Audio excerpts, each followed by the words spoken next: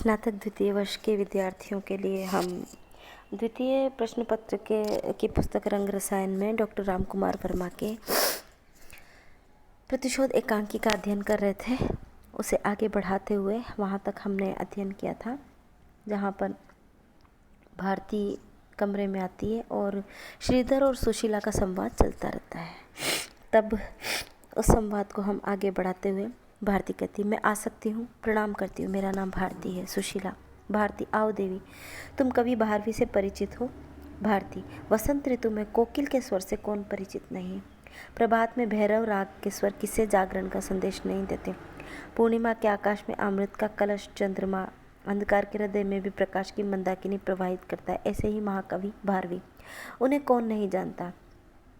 सुशीला, तुम उन्हें कब से जानती हो? देवी, गत पूर्णिमा के पर्व पर उन्होंने जो शास्त्रार्थ किया था उसमें शास्त्र को जैसे जीवन मिल गया। आज तक वेदांत की मीमांसा इतनी सुंदर मैंने नहीं देखी जैसी महाकवि भारवी के मुख से सुनी, जैसे ब्रह्म ज्ञान सरस्वती की वीणा पर नृत्य कर रहा हो। सुशीला, धन्य है मेरा कवि। श्रीधर, इस समय तुम्हारे आने का अभिप्राय क्या है? देवी, भारती, महाकवि के दर्शन, उनका सत्संग ही तो ज्ञान का सागर है जिसके तट पर बैठकर मैं अनुभूति की लहरें गिन सकती हूँ। श्रीधर, किंतु भारवी यहाँ नहीं है। सुशीला, हाँ, कभी अभी तक नहीं आया। भारती, मैंने तो उन्हें मालिनी तट पर देखा था। सोचती थी इस समय तक वे यहाँ आ गए होंगे। सुशीला, कब देखा था? किस समय देखा था? बताओ देवी। भारती, आज प्रातःकाल उषा बेला में। सुशीला, तुम उससे मिली? नहीं, वे उस समय ध्यान मग्न थे। ज्ञात होता है जैसे वे भारती की उपासना ही कर रहे हो। सुशीला, भारती की? भारती, हंसकर, मेरी नहीं, देवी सरस्वती की। मैंने उनका ध्यान भंग नहीं करना चाहा, सोचा बाद में उनसे वार्तालाप करूंगी। सुशीला, फिर वार्तालाप किया? भारती, वे उद्विग्नता से उठकर एक ओर चले गए। मैं उन्हें पा न सकी। सुशीला, उसके बाद पता पाया कि वह कहाँ गए? नहीं, फिर मैं न जान सकी कि वे कहाँ गए। वह तब से आया भी नहीं। उसके पिता भी तब से उसकी प्रतीक्षा कर रहे थे। ये उनके पिता हैं। प्रणाम करती हूँ। प्रणाम करती है सुशीला। आयुष्मती भव। देवी, भारती, भारवी जैसे ही आएगा तुम्हारे आने की सूचना दे दी जाएगी। भारती, मैं कृतार्थ हुई, किंतु आप कष्ट न करें, कल प्रातः काल में पुनः सेवा में उपस्थित हो जाऊंगी। यदि इस बीच तुम्हें उसकी सूचना मिले देवी तो मुझे सूचना देना, मैं कृतार्थ होंगी। अवश्य, तो मुझे आज्ञा दें। प्रणाम करती हूँ।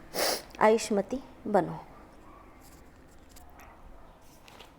सुशीला, देवी, भारती से भी मेरे लाल की कोई सूचना नहीं मिली। श्रीधर, अच्छा, अब तुम विश्राम करो शांत मन से, स्थिर चित्त से। सुशीला, विश्राम, स्थिर चित्त, व्यंग की दबी हंसी। माँ के लिए विश्राम और स्थिर चित्त, और उसका पुत्र उसके पास नहीं है। आप विश्राम करें, शांत चिंतन समाप्त करें। श्रीधर, हाँ, मैं भी उठता हूँ, तुम अपनी शैया पर जाओ। बहुत देर से आसन पर बैठी हो, पर मैं शून्यता हो जाएगी जब तक भारवी आएगा तो उठ भी न सकोगी। सुशीला, उठ भी न सकूंगी, आप शयन करें, मैं अपनी शैया पर चली जाऊंगी। उठो, मैं सहायता दे दूं, स्थिर चित्त से शयन करो। उठो, मैं वचन देता हूँ कि कल भारवी को अपने साथ ले आऊँगा। सुशीला, आप मेरे जीवन का सबसे बड़ा कार्य करेंगे, चलिए। सुशीला उठकर अपनी शैया पर जाती है। श्रीधर, अब ठीक है, मैं दीपक मंद कर देता हूँ, ये लो, अब इस पर शयन करो। मैं भी शयन करते हुए सोचूंगा कि सबसे पहले कहाँ जाऊँ। सुशीला, वह अपनी ग्लानि में कहीं दूर चला गया होगा। श्रीधर, चाहे जितनी दूर चला जाए मैं तो उसे लाऊंगा ही। सुशीला, लाइए, अवश्य लाइए, उसके बिना मैं जी न सकूंगी। पूर्णिमा के चंद्र की तरह वह मेरा एक ही लाल है, महाकवि महापंडित भारवी। श्रीधर, नेत्र बंद करके चिंतित मुद्रा में कुछ शांति से शयन करो। कुछ देर तक स्तब्धता का वातावरण। सुशीला, कुछ देर बाद मुझे नींद नहीं आ रही, मन न जाने क्या क्या सोचता है। श्रीधर, अपना मन स्थिर करो, कुछ शांति ऊपर देखो। आकाश में कितने तारे हैं, ये एक दूसरे से कितने दूर है, किंतु इनमें से कोई चिंतित नहीं है, सभी समान रूप से चमक रहे हैं। सुशीला, इन तारों में कोई माता न होगी। श्रीधर, अपने मन की कल्पना को मुक्त करो। सुशीला, ईश्वर की शक्ति में विश्वास रखो। बीज से फूल कितनी दूर रहता है, किंतु बीज कभी मलिन नहीं होता, वह फूल को प्रफुल्लित करने के लिए निरंतर रस भेजता करता है।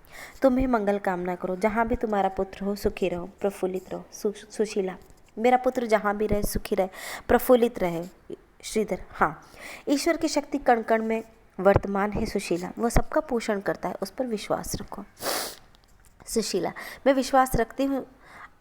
श्रीधर, तो अब सो जाओ विश्वात्मा का ध्यान करते हुए। मैं वही श्लोक पढ़ता हूँ, मेरे स्वर में अपना स्वर धीरे धीरे मिलाकर शयन करो। श्रीधर धीरे धीरे श्लोक पढ़ते हैं और सुशीला उनके स्वर में स्वर मिलाती है। सुशीला चौंक कर, ये खटका कैसा? क्या मेरा भार भी आ गया?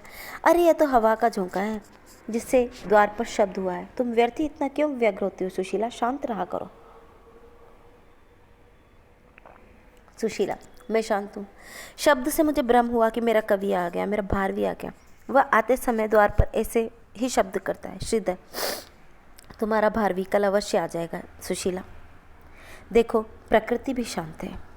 सुशीला मैं शांत कैसे रहूं? चुप अवश्य हो जाऊंगी, किंतु इस शांति में भी जुगनू को देखो तो, अपने जीवन का प्रकाश लिए हुए चारों ओर उड़ रही है। शायद इसका भी कहीं लाल खो गया है। कीट पतंग तक अपने लाल का की खोज करती है। मैं अपने जीवन का प्रकाश लिए शांत हूँ, चुप हूँ। हाय रे मनुष्य, तो कीट पतंगों से भी गया बीता है। सुशीला मैं बहुत दुखी हूँ। मैं तुम्हें देख कर, यदि तुम इतनी अशांत हो तो मैं अभी भी तुम्हारे पुत्र को खोजने के लिए जाता हूँ। सुशीला अंधकार में वो कहाँ मिलेगा? प्रातःकाल जाइए, किंतु मेरी प्रार्थना है कि अब आप मेरे लाल की निंदा करना छोड़ दें। आप सबके सामने उसे मूर्ख और विकल बुद्धि बतलाया करते हैं, इससे उसे मर्मांतक कष्ट होता है। वह पंडित है, बुद्धिमान है, अब से आप ऐसा न करें। सुशीला मैं आज तुम्हें एक बात बतलाऊं मेरे लाल के संबंध में। श्रीधर हाँ, भारवी के संबंध में। बात यह है कि मेरा लाल आज संसार का एक सर्वश्रेष्ठ कवि है। दूर दूर देशों में उसकी समानता करने का किसी को साहस नहीं है। वह शास्त्रार्थ से बड़े पंडितों को पराजित कर चुका है। उसका पांडित्य देखकर मुझे हार्दिक प्रसन्नता होती है, किंतु मेरे भारवी के मन में धीरे धीरे अहंकार स्थान पाता जाता है। मैं चाहता हूँ भारवी और भी अधिक पंडित और महाकवि बने, पर अहंकार उन्नति का बाधक है। मैं उस अहंकार पर अंकुश रखना चाहता हूँ जिसे अपने पांडित्य का अभिमान हो जाता है, वह अधिक उन्नति नहीं कर सकता।